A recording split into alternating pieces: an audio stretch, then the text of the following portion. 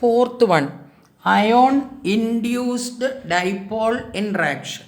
Sometimes an ion distorts the normal non-polar molecule, just like what we studied, dipole induced dipole. Same way, ion induced dipole, and induces a dipole moment in it, and attractive forces are developed between the ion and the induced dipole.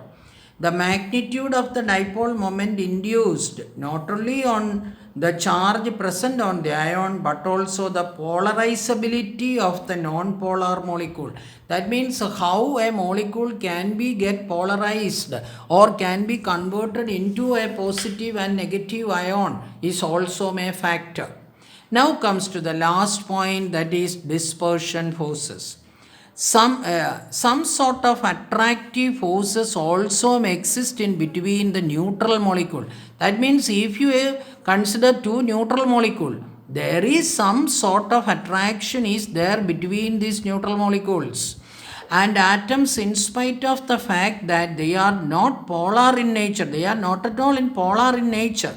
The non-polar molecules like hydrogen, oxygen, chlorine, iodine, etc., and monoatomic noble gases such as helium, neon, argon, xenon, etc., all the noble gases also develop this type of forces.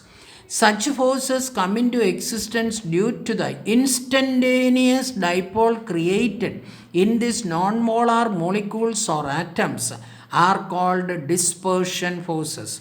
That means actually they are neutral molecule, but in a sudden moment, that means by instantaneously, they get some charges like positive, negative by one of the neutral ion. As such, they will, the next one automatically will become positive this side and negative this side. Therefore, a dipole is created unexpectedly.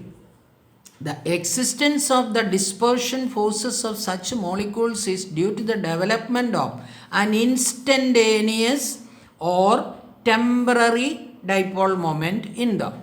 Atoms and molecules are electrically symmetrical and as such do not possess any dipole moment. Actually, they are not possessing any dipole moment.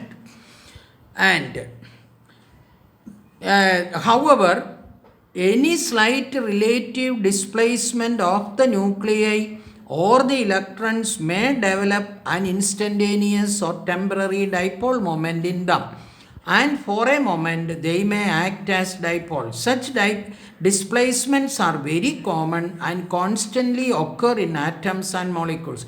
You know that an atom is created in such a way that there is a positive nucleus and the electrons are revolving round the nucleus as negative. Therefore, if a slight shifting of this positive nuclei to one side and a slight shifting of these electrons to another side can instantaneously create a dipole.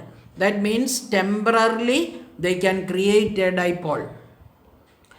Now, these displacements are temporary and random. We cannot expect which molecule is getting this type of dipole. We cannot say. And these molecules are always in a random movement.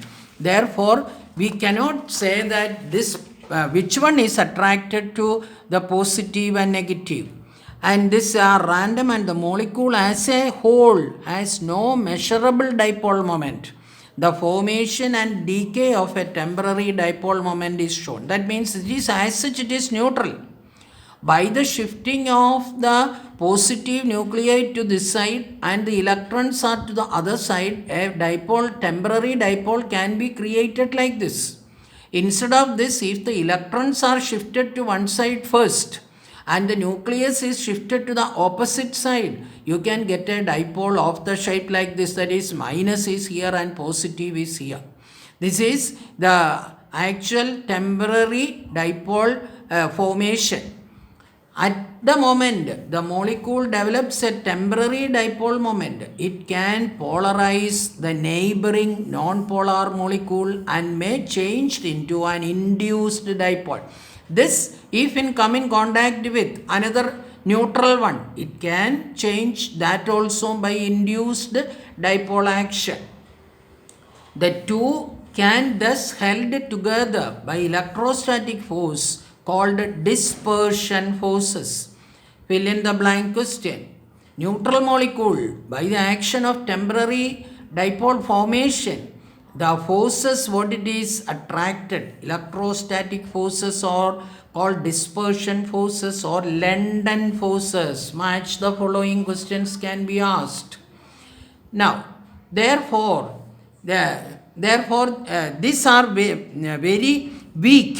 These forces are very weak because the atoms or molecules in ceaselessly rapid motion and are constantly departing from the sites of temporary dipole because they are all on movement. Therefore, we cannot measure the dipole moment.